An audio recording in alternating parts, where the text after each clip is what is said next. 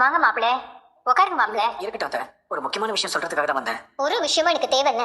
மா, நீ வேணா அதை கேட்டுக்க. கைய விடு. கண்மணி ப்ளீஸ், ஒரே ஒரு நிமிஷம். இது என் விஷயமா நம்ம விஷயமா கிடையாது கண்மணி. இது எங்க அம்மா விஷயம். ஏய், என்னடி உனக்கு அவ்வளவு திமிரு? முதல்ல அவர் சொல்ல வந்ததை கேளு. அவர் எதுக்கு வந்திருக்காருன்னு முதல்ல தெரிஞ்சுக்கோ. அவர் இந்த வீட்டு மாப்பிள்ளடி. நீ பண்ற காரியத்தினால அவர் முன்னாடி எங்களை எதுவும் தலைக்குனிய வச்சிடாத. மாப்பிள்ளையா? பொண்ணு யாருன்னே தெரியாம எவ்வளையும் மனசுல வச்சுட்டு விருப்பமே இல்லாம என் கழுத்துல தாலி கட்டினவர் இவரு. வாய மூடி. முடிஞ்சு போனதை திரும்ப பேசி உன் வாழ்க்கையை கெடுத்துக்காத. அது தொடரணுங்கிறதுக்காக தான் இவரு திரும்ப திரும்ப வந்துட்டு இருக்காரு. அதுக்காகவாவது கொஞ்சம் மரியாதை கொடு. என்ன? அதெல்லாம் நீ கொடுத்துக்க.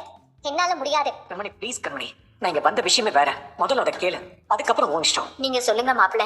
இப்பதான் அம்மாவுக்கு கொஞ்சம் கொஞ்சமா முன்னேற்றம் தெரியுது. அவங்களால இன்னும் நடக்க முடியலதான், அவங்களால எடுத்து சாப்பிட முடியலதான். ஆனா என்ன சொன்னாலும் அவங்க புரிஞ்சுக்கிறாங்க. இன்னைக்கு காலையில ஒரு அதிசயம் நடந்தது. தூங்கிக்கிட்டு இருந்த அம்மா கனவுல என்ன கனவு கண்டாங்களோ, இல்ல அவங்க மனசுல என்ன நினைச்சாங்களோ தெரியல. திடீர்னு கண்மணி கண்மணின்னு புலம்ப ஆரம்பிச்சிட்டாங்க. அதுக்கப்புறம் அவங்க நிறுத்தவே இல்ல. ஓயாம கண்மணி பேரை திரும்ப திரும்ப சொல்லிக்கிட்டே இருந்தாங்க. என்னமான்னு கேட்டா அவங்களுக்கு சொல்ல தெரியல. அப்புறம் பயந்து போய் டாக்டரை கூப்பிட்டோம். அவங்க பார்த்து ரொம்ப ஆச்சரியப்பட்டாங்க. பேசவே மாட்டாங்கன்னு நினைச்ச பேஷண்ட் முதல் தடவையா வாயை திறந்து பேச ஆரம்பிச்சிருக்காங்க. கண்மணியை பார்க்கணும் பேசணும்னு விரும்புறாங்க போல இருக்கு. கண்மணி வந்தா அவங்க அம்மாவுக்கு பேசுறதுக்கு முழுசா வாய்ப்பு இருக்குன்னு அவங்க தான் சொன்னாங்க. அதான் நீ கொஞ்சம் அவங்கள பார்க்க வந்தா நல்லா இருக்கும் கண்மணி ப்ளீஸ் வா. நான் எதுக்கு அவங்கள பார்க்கணும்? உங்க அம்மாவை காப்பாற்ற வேண்டிய பொறுப்பு உங்களுக்கு இருக்கு. எனக்கு எதுக்கு? அவங்க அத்தம்மா அப்படி எல்லாம் பேசாத. பேசாத. அவர் கூப்பிடுறது என்ன? நான் வர முடியாதுன்னு சொன்னா உனக்கு என்ன? அப்படின்னா என்னம்மா? என்னதான் இருந்தாலும் உறவு விட்டு போயிடுமா? உறவா? யாரு யாருக்கு என்ன உறவு? எல்லாம் போய் நடந்தது எல்லாம் நாடகம். நீங்க சொல்றது யாருன்னு எனக்கு தெரியாது. எனக்கு இருக்கிறது ரெண்டே உறவு, என் அம்மாவும் என் சித்தியும் மட்டும்தான்.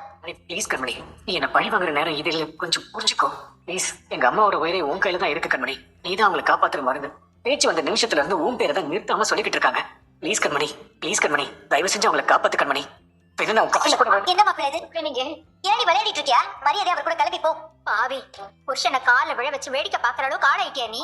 சிறக்கமே இல்லாத கல் நெஞ்சுக்காரி. இவ்வளவு நாளா முட்டாளா இருந்துட்டு கல் நெஞ்சுக்காரியா இருக்கிறதுல ஒண்ணும் தப்பு இல்லை. எல்லாரும் சேர்ந்துதானே என்கிட்ட உண்மையை மறைச்சிருக்காங்க. என்ன ஏமாத்துறவங்களுக்காக நான் எதுக்கு இறக்கப்படணும்?